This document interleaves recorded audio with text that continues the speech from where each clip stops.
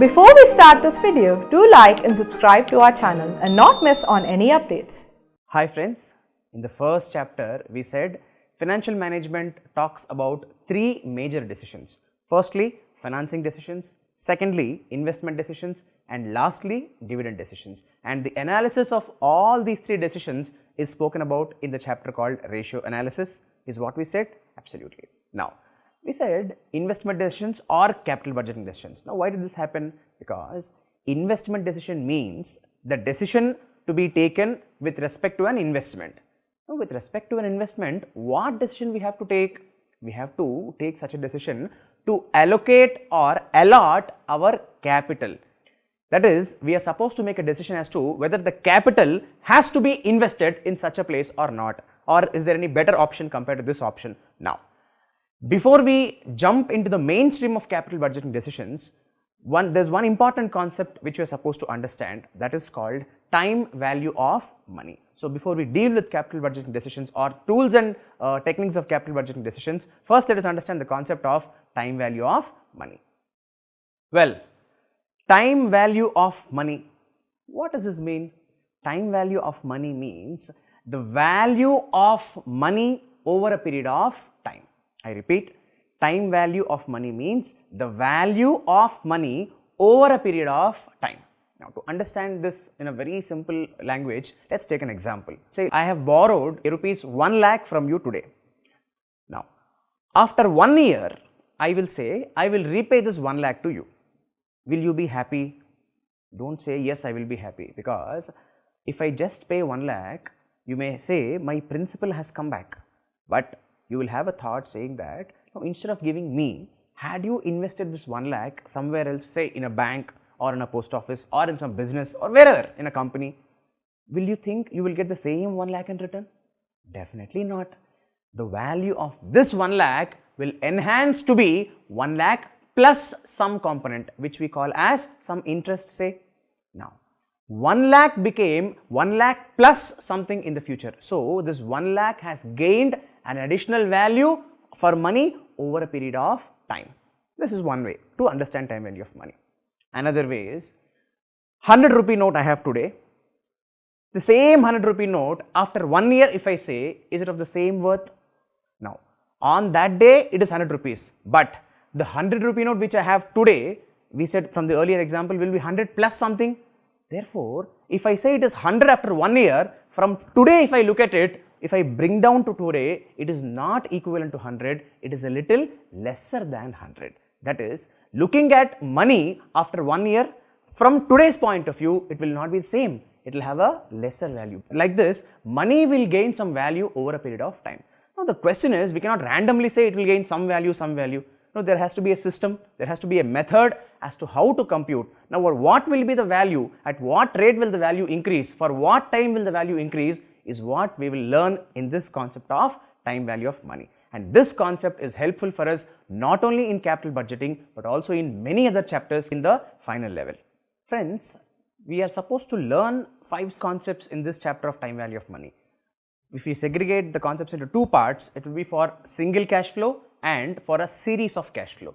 In single cash flow, we will have to see how to compute the future value of a single cash flow, then present value of single cash flow, and lastly, effective annual interest rate. Then, coming to series of cash flows, we will have to see the future value of series of cash flows, and lastly, the present value of series of cash flows. And trust me, we are learning this time value of money mainly to understand the last area, that is the present value of series of cash flows, because in capital budgeting decisions, we will have to take decisions not corresponding to 1 year. They are decisions to be taken with respect to so many years. You have cash inflows, you have cash outflows. So, all those cash flows you have to bring down to the present value and then take a decision. Therefore, this area, that is the present value of series of cash flows, is the main area or the main reason for learning this concept of time value of money. Now, let us fall into the concepts and then understand as to how to compute all these future values and present values. So, let us start the first part, that is for single cash flow, how to compute the future value and present value.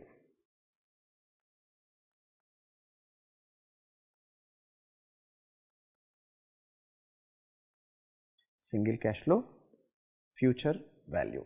Now, say in a span of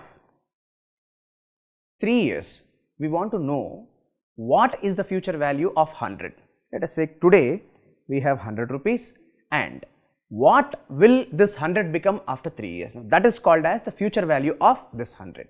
Now, to compute that, it has to be compounded in some rate. Interest, we know we have simple interest and compound interest, but here for the purpose of capital budgeting, we will talk only about compound interest. Therefore, this 100 gets compounded at some rate of interest. Let us say, for example, the rate of interest is 10%.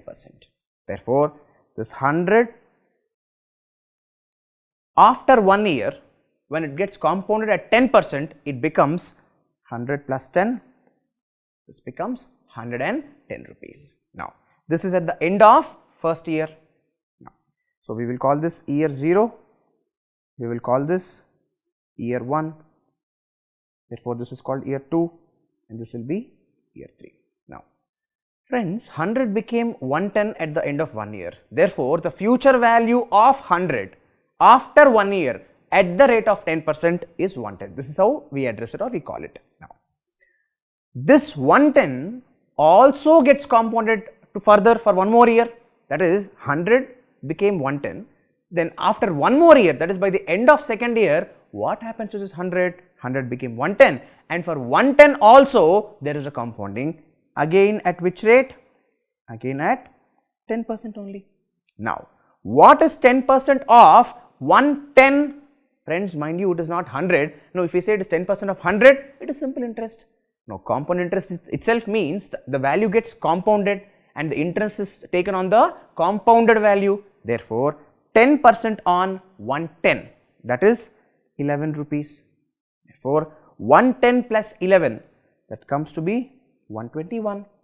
Therefore, 121 is now called the future value of 100 compounded at 10% annually for 2 years. This is how we call 121 as in our example.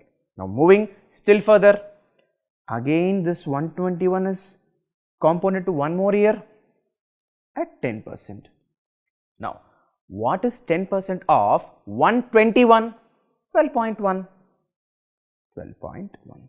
Therefore, the future value of 121 now becomes 121 plus 12.1 by the end of third year. Therefore, 121 plus 12 is 133. So, 133.1 will become the future value. Now, precisely in one shot we would say 100 of today, that is the present value, 100 rupees compounded at 10% annually. Now, this compounding can also happen half yearly, we will see that later on step by step. So, 100 rupees compounded at 10% annually for 3 years, that is 3 times compounding has been done in this case, then the future value of such 100 will be 133.1.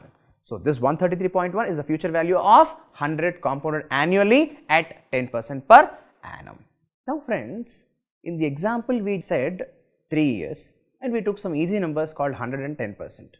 So, do you think if I have to compute the future value of some 1,25,335 and say for about 7 years and then some 12.5%, do you think I can do it all the time like this?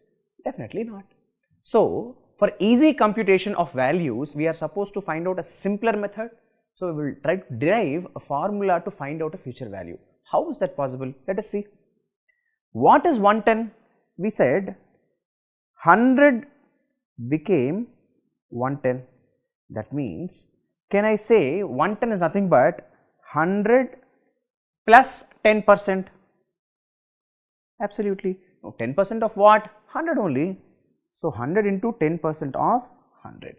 Now, this is nothing but 100 into 1 plus 10%. Okay. This is one part of the story. Now, come to year 2. What is 121? It is 110 plus 10%. That is. So, this is equal to 110 plus 10%. 110 plus 10% of what? Not 100, friends. It is 110 plus 10% of 110 only, because it is 110 plus 11. Therefore, into 110. Now, can we write this as 110 into 1 plus 10% taking 110 common? Absolutely yes. But friends, what is 110 computed to be? Is it not 100 into 1 plus 10%? Absolutely yes. Therefore, can we write 110 as 100 into 1 plus 10% into 1 plus 10% again? So, can we write this as 100 into 1 plus 10% whole square? Absolutely yes. Now, the last year, that is 133.1. Now, how do we write this? Okay, this is nothing but 121 plus 10% of 121. So, 121 plus 10% of 121. So, this is nothing but 121 into 1 plus 10%. But friends, what is 121? We wrote that as 100 into 1 plus 10% whole square. So, 121 is equal to 100 into 1 plus 10% whole square into 1 plus 10% again. So, can we call in short this as 100 into 1 plus 10% whole square into 1 plus 10%, therefore, whole cube? Absolutely yes. Now, what is that we can understand from all these derivations? What is common in all these things? Most common is 100, 100, 100. Now, what is 100? Present value. Then, what is 10%, 10%, 10%? That is the rate of compounding, that is 10% per annum. Then, we see this 1 plus 10% also common. Yes, but it is 1 at the end of year 1, 2 at the end of year 2 and 3 at the end of year 3. Now, therefore, can we say this 1, 2, 3 signifies the number of compoundings? Definitely yes. Therefore, friends, from all this can we say future value of 100 or any term in general is equal to, what is this 100? Present value into 1 plus, what is 10% rate of compounding? So, R, and what is to the power of n, that is number of compoundings. Therefore, future value is equal to present value into 1 plus R whole power n. Now, this is the formula to compute the future value of single cash flow. Therefore, where FV is equal to, that is the future value, PV is the present value, then R is rate of compounding. Let us be careful friends, it is called the rate of compounding per period. In the example we said it is per annum, but in general this compounding can also happen on a half yearly basis or on a quarterly basis or on a monthly basis also. Now, gradually in the later stage you will also see there is a continuous compounding happening also, but now for the time being yes, it depends upon per period. Then lastly, n is equal to number of compoundings. So, these are the 4 important terms in the formula, and this is the formula with which we can find out the future value of single cash flow. So, friends, now that we understood as to how to compute the future value, shall we just check with the same example as to whether it is absolutely correct or not? Yes. In the given example, we said it is 100 into 1 plus 10%, say we are talking about the third year, it is whole power 3. Now, what is 1 plus 10% whole power 3 or 1 plus 10% whole cube? Now, what is 1 plus 10%? 10% is basically 10 by 100, that is 0.1. Therefore, 1 plus 0.1 whole cube or 1.1 whole cube. What is 1.1 whole cube? 1.1 into 1.1 into 1.1. Let us take the calculation and then compute what is 1.1 whole cube. Let us see. So, 1.1 into 1 is equal to, will give the first year ka value, again is equal to second year, again is equal to the third year, that is 1.331. Therefore, this is equal to 100 into 1.331, that is equal to rupees 133.1. That's the exact answer what we got. Now, one very, very important point here, friends. This 1.331 is a number, it's a factor. Now, this factor is called the future value factor or future value interest factor. Now, what is 1.3? How did we get it? It is nothing but 1 plus r whole power n. Therefore, we will say there is one more explanation to be given for another term, that is 1 plus r whole power n. It is called as future value interest factor. Now, with this, friends, the formula for future value becomes future value is equal to present value into future value interest factor. Now, generally in the examination, these future value interest factors will be given to us directly in a table. Now, in the same computation what we have done earlier for the 1.1 whole cube, we said 1.1 into 1 is equal to 1.1. Now, that 1.1 is called the future value interest factor of 10% for 1 year. Then we said again is equal to, that will give us 1.1 whole square, which is 1.21.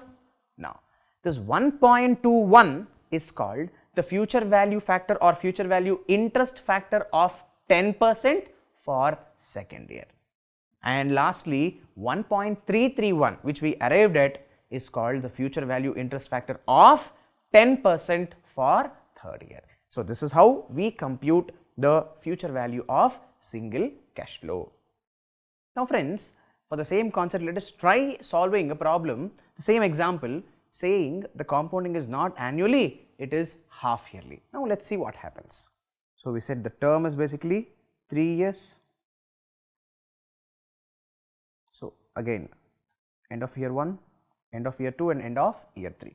So, this is year 0, year 1, year 2, year 3. We said the present value is 100. Now, we said rate of interest is 10%. So, interest rate is equal to 10%, that is per annum.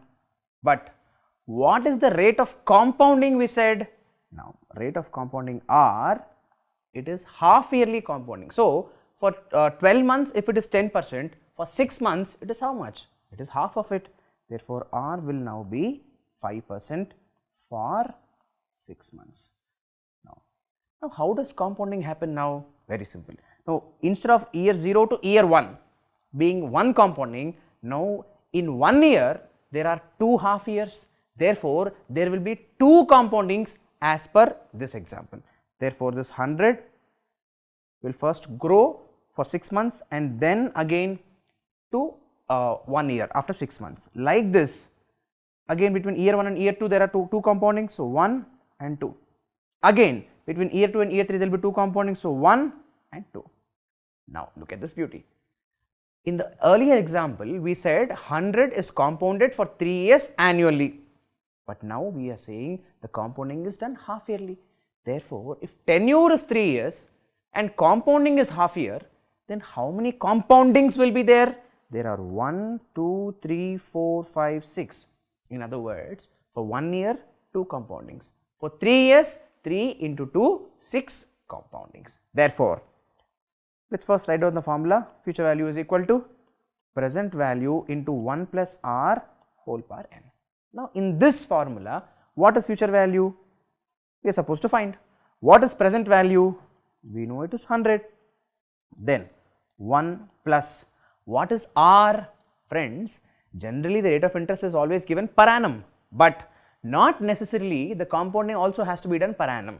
We said it is half year compounding, and that is why we said if rate of interest per annum is 10%, for half year it is 5%. So, r will now be 5%. So, 1 plus 5% is 1 plus 0.05 whole power n. What is n? Careful friends, n is not number of years, n is number of compoundings or number of periods. So, the compounding is done for 6 months, therefore, number of compoundings or number of periods is 6 times, not 3. Therefore, this is 100 into 1 plus 0.05 will be 1.05 whole power 6. Now, what is 1.05 whole power 6? Let's find out. 1.05 into 1 is equal to 1.05. This is the future value interest factor of 5% for the half year. So, 1, 2, 3, 4, 5, 6. So, we got 1.34009, or we can call it as 1.34. Therefore, 100 into 1.34. Now, what is this 1.34 called? It is called the future value interest factor of 5% for 6 compounding. So, we have a suffix added to this FVIF, and this is how we denote this number of 1.34 as, that is FVIF 5% comma 6. So, this is the future value interest factor of 5% for 6 compoundings. Therefore, the answer will be rupees 134. Therefore, the future value of 100 compounded half yearly at 10% per annum, that is 5% for 6 months for a period of 3 years, or for 6 compoundings, in short, is rupees 134. So, this is how we compute the future value for this present value, for the rate of compounding, and for the number of compoundings given.